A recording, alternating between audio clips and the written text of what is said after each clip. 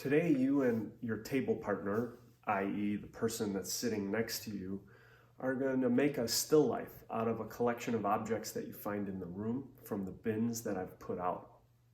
Now, a still life is a collection of objects that are arranged in a pleasing way. Artists have used still lifes for thousands of years as subject matter for their art making. And this can be any kind of art: drawings, paintings, printmaking, photography. The point is to collect a few objects. Now, they can relate, so there can be some relationship between the objects or not, but you're going to collect some objects that you think are interesting and the both of you want to try to draw today. Please remember that the bins that we have in the art rooms are actually organized by theme and types of objects. So when you go to get those objects, you're going to start, you and your partner will get up and go find those objects. Please make a mental note of what bin you got them from so that you can return them to the correct bin at the end of class. Once you and your partner have collected your objects, you're going to arrange them in an interesting way. I want you to both collaborate on this and experiment with a way of arranging them that the objects are going to overlap. Don't set them out in an even row, all at the same distance. This generally doesn't make for an interesting drawing. It's much more interesting if the objects are placed on angles towards each other.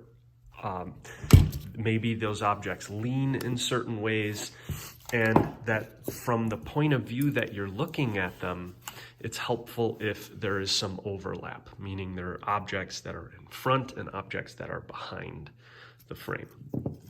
Once you get this arranged, then what you're going to do is take your phone, and each of you is going to photograph this still life from your point of view. This is going to be used as a reference when we get done with the drawing for making corrections and seeing how you can improve upon it. Once you have your objects arranged, you're going to open up the camera on your phone and try to take a picture of the collection of objects.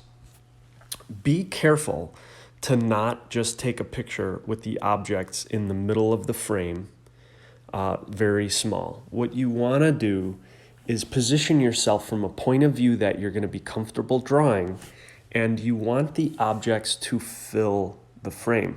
So it's very helpful if the objects touch in at least 3 sides of the frame. And it's actually okay if the objects go off the edge of the frame. That actually makes the drawing more interesting.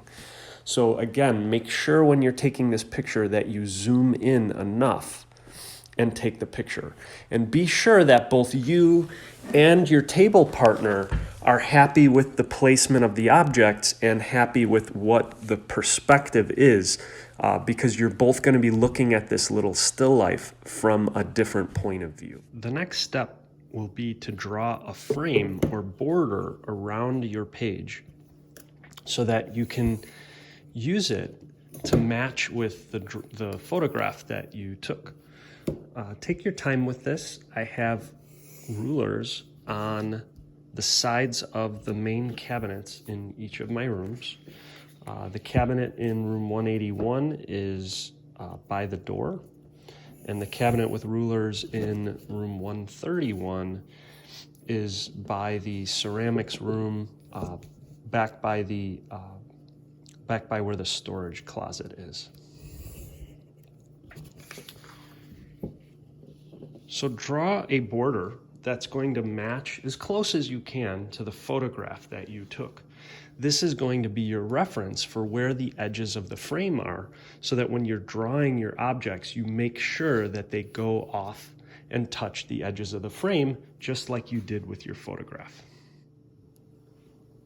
The next thing you're going to do is start to draw your contour lines.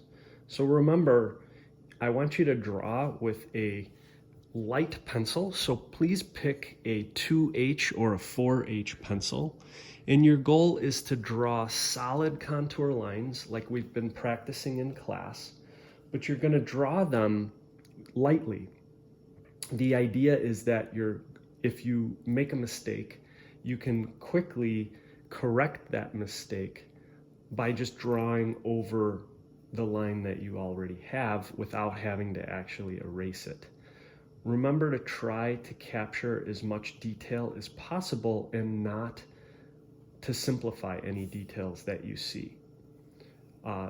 Practice with a combination of the overhand grip and the tripod grip and find what works for you. And take your time and draw out these objects. Think back to the photograph that you took and make sure that the objects that you're drawing touch the sides of the page just like your photograph did. Sometimes it helps to stop for a little bit and visualize where these objects would go. So sometimes I will draw some light lines indicating where those objects are on the page, which really helps me to establish where things need to go. Again, draw lightly at this stage. If you make a mistake, don't bother using the eraser. Just simply draw another line. And then you should be okay. Again, when doing these drawings this way, if you make a line and determine later that it doesn't look right, don't erase, just draw right back on top of that line with a new line and a new mark that does a better job of indicating the object and the placement of it. Look carefully, spend more time looking at your subject than you do your drawing. Always looking and referencing back to the original subject and the drawing that you're making.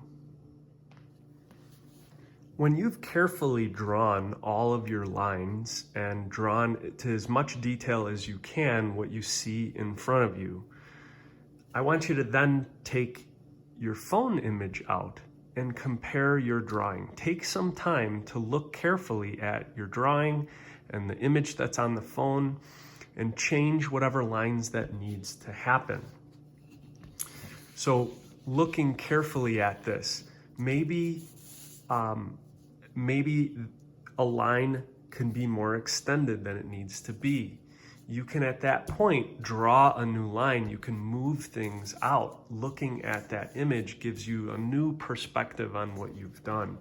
So don't be afraid to redraw some lines and make them better represent what it is that you see on your image. At this point, it's a great idea to have your partner help you with this. Sometimes having a fresh set of eyes on your drawing is really a good idea because they'll help you to see things that you either aren't seeing or possibly don't want to see. For instance, me having to change this out and make this a lot longer and have this extend a lot out, something that maybe I wouldn't want to be willing to do because I've spent the time on it. But this is practice, and this is that process. So make sure you go through it. I might have to erase a little bit. I know that I told you guys that for the most part, you want to just draw right on top. If you're drawing lightly, it's going to be okay. The next step of this process, which I'll do a second video for, is then inking over the lines that you have, allowing you to clean them up and tighten things up and make it look like a more finished drawing. So just to recap, what you're going to need to do at this point is go with your table partner and select 3 to 5 objects to draw. Bring them back to your desk. Send another partner to get a ruler. You're going to get a 9-inch by 12-inch sheet of sulfite drawing paper. You'll need your phones to record or take a picture, and you'll need your drawing pencils. You're going to use a 2H or a 4H pencil to do all the drawing. Again, your goal is to draw lightly so that the last step of this, when you actually ink over this with marker, is going to make those lines sort of disappear. You're not even going to see them. Then, you and your partner are going to arrange the objects on the table. Make sure that it looks interesting from both of your points of view. Then, when you're happy with the arrangement, photograph it. Photograph it from the point of view that you are going to be drawing, and your partner will photograph it from the point of view that they will be drawing it from. Put your border on the piece of paper using the ruler to best match what your picture would be. Now, I printed mine out. You're not going to be able to do that today, but you are going to be able to look at your phone image as you're drawing to make sure that your objects are touching the edges of the frame, and that when you're drawing it, those objects are touching the edges of the border that you created.